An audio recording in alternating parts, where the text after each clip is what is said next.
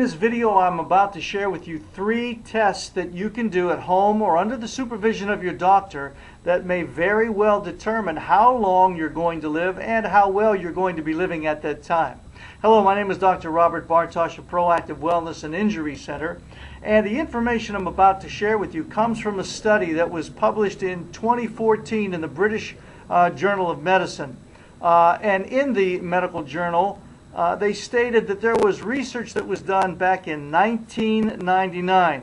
And at that time, they took 53-year-old individuals. These people in the research or in the study were 53 years old at the time. There was approximately 1,300 men and 1,400 women. And at that time, they conducted 3 tests on them to see how well they performed each of these tests. And based upon the results, they could determine then the quality or how long you were going to be living. At the end of 13 years, back in 2012, they then looked at the results of this, and they found that the people in 1999, the men and the women that performed these 3 tests very, very well, were still alive in 2012.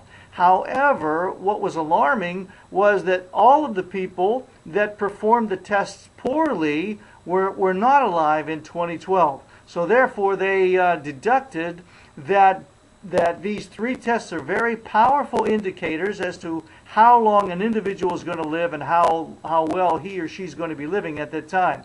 Now look, I want you to understand that you don't have to wait until you're 53 years old to do these tests. You can, regardless of what age you are, you can do these tests now again in your own home or under the supervision of your doctor.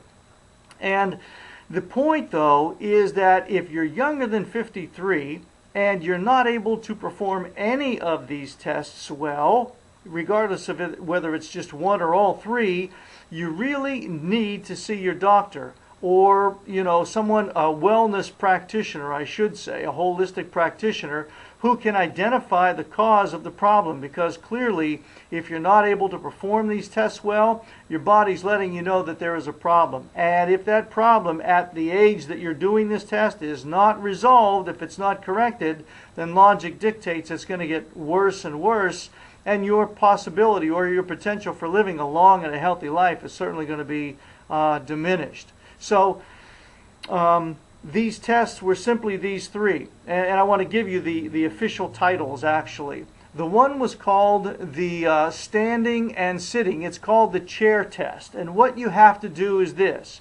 You have to sit and stand up. You have to literally lower yourself and raise yourself up. Now, that doesn't mean you drop and then jump up and drop and jump up. You lower and raise yourself. Now, for a man, you have to do this in order for it to be a good test. You have to do it at least 39 times in a minute. Be able to do it 39 times in a minute. For a female, for a woman, you have to be able to do this or perform this function at least 36 times in a minute. 36 times. Now, the second test is the balance test. What you've got to be able to do is to stand on one leg, to balance yourself on one leg with your eyes closed for at least 10 seconds or longer on both feet, on one leg at a time. So again, you balance yourself with your eyes closed for at least a 10-second or longer period on one leg at a time. The third test is a grip test.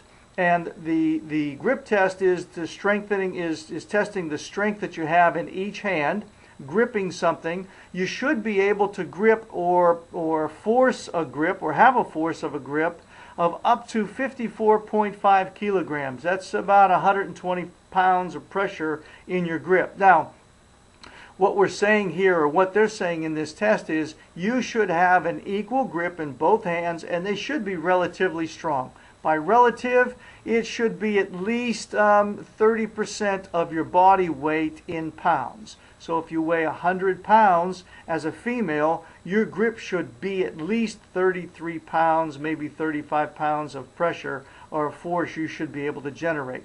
That's how the test is. So again, there's 3 tests. One's the chair test, where the man should be able to sit down and rise up at least 39 times in a minute. For the female, it should be 36 times in a minute.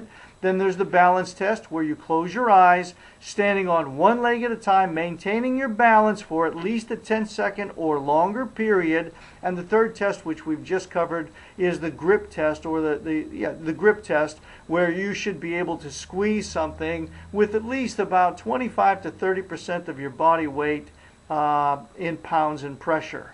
Those three tests. Now, if you've passed these three tests, then this research states that you should, again, at least enjoy another 13 or 14 years of quality living from the point from which you've tested yourself. And if you're not able to perform these tests in a relatively good fashion, as we've alluded to in this video, then you really need to see someone. You need to see a wellness or wholeness practitioner who can identify the cause, because your body is not functioning in the way it should, and it's letting you know that there is a problem that is developing and worsening over time. Well, I hope that this information has been beneficial, and certainly if you find that it has, I invite you to subscribe to our web channel, which is Proactive Wellness. Again, I want to thank you for viewing this, and until the next video, God bless.